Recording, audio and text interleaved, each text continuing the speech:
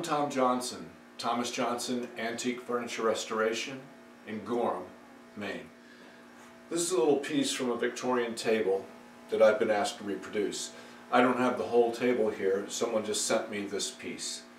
It's got these mortises cut in the back. They're at 90 degrees, which tells me that this is from an apron of a Victorian table, the apron of the boards that go under the top, and it's on the corner.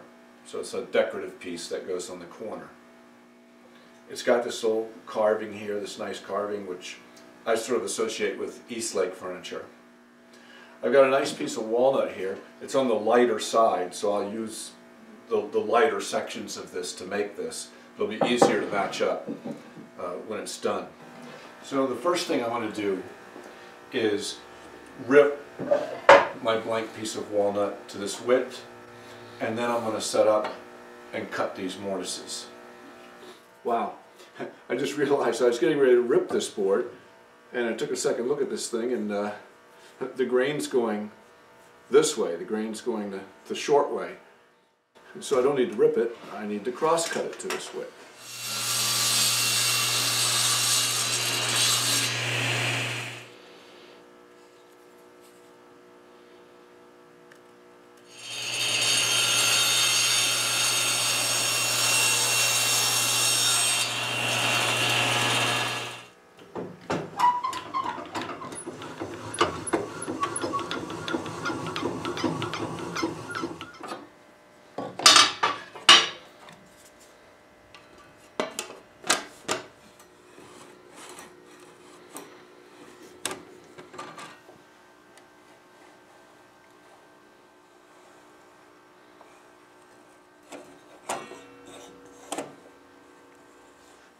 Now, off camera, I cut an extra piece. Just to experiment for cuts like this, you need something to go by. So this area here, I've marked good to be my, I think it's the best spot. This is my extra piece.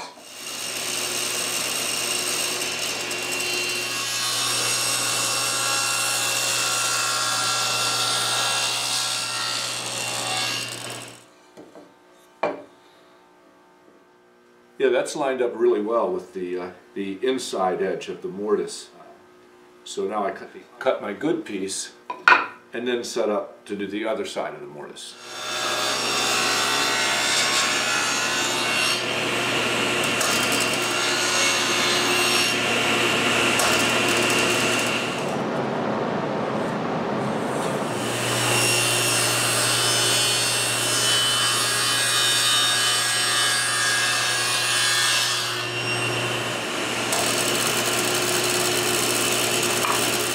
So now I think the next thing I'll do is cut these 45s on the back of it.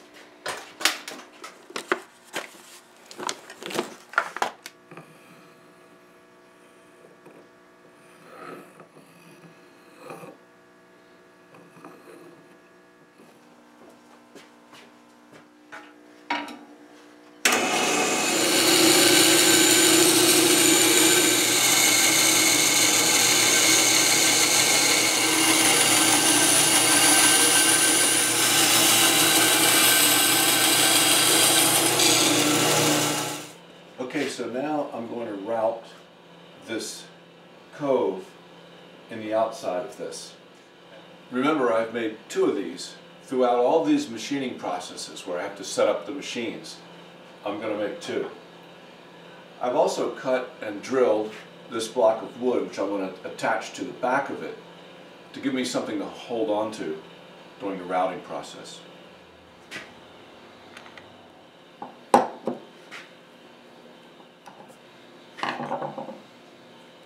You'll notice I also put double stick tape on the end of this block too.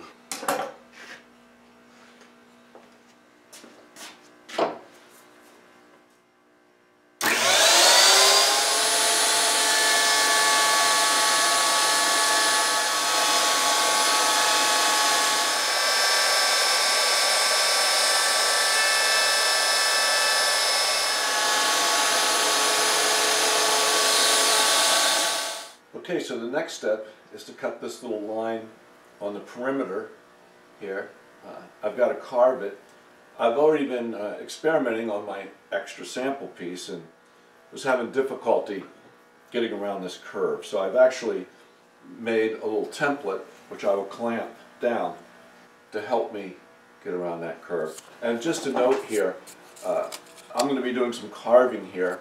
I am not a carver. This is not a video about carving.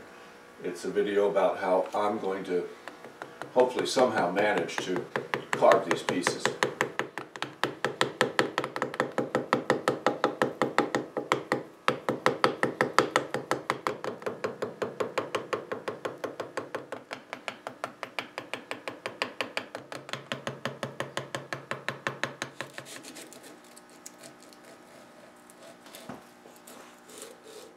So now I've got to lay out the what I'll call the compass design here. Same thing, just lines. I got to drill a hole, I got to locate that hole, drill a little hole, and then do these straight lines.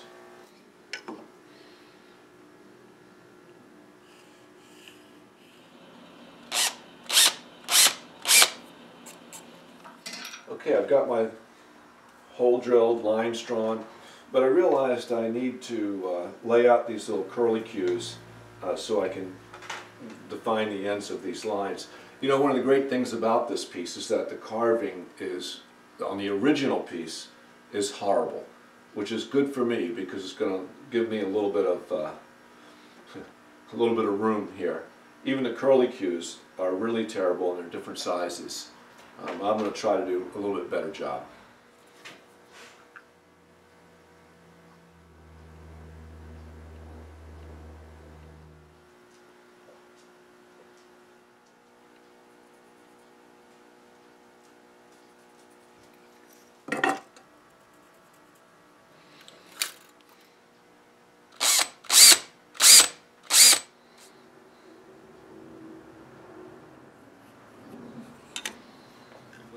Now I've drawn my lines for those little curlicues.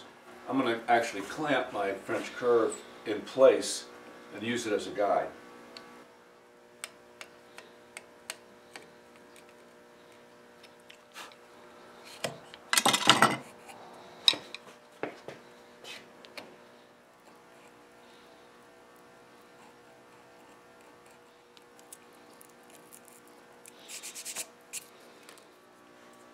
Alright, now I'll do the straight lines. I'll use a straight edge as a guide. You know, clamp it down along my lines and just use the gouge to make the lines.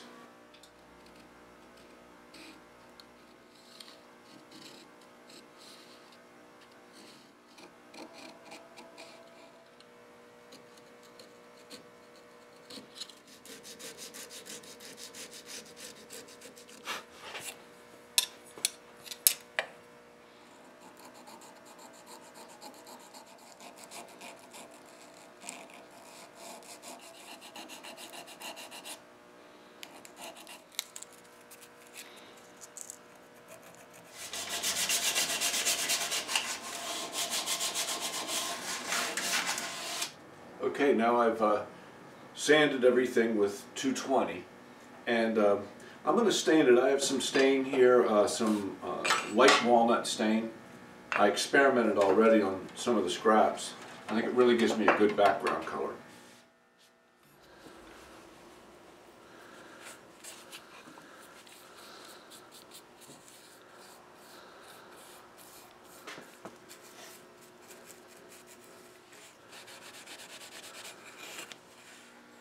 Okay, I've let the stain dry for 5 or 6 hours. The dry time on the can says 30 minutes, but I gave it extra time because it's a little cool in the shop. Now I'm going to brush on a coat of shellac.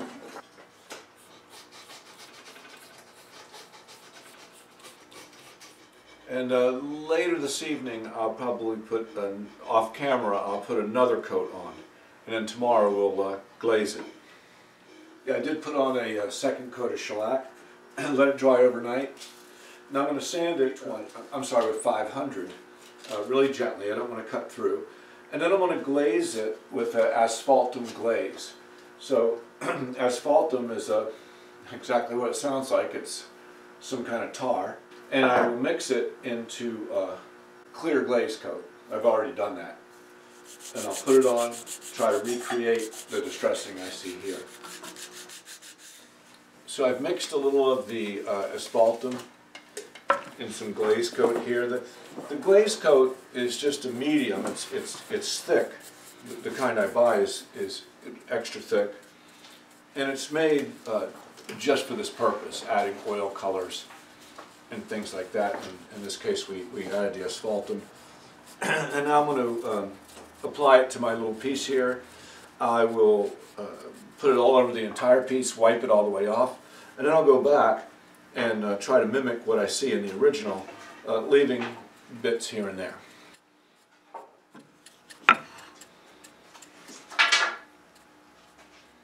Okay, my glaze is dried overnight, and now I'm going to just seal that in with some flat aerosol lacquer. It's not really flat, but it's the lowest luster that they have. Okay, the lacquer is dried. I actually already unscrewed this and detached it from the block that was holding it.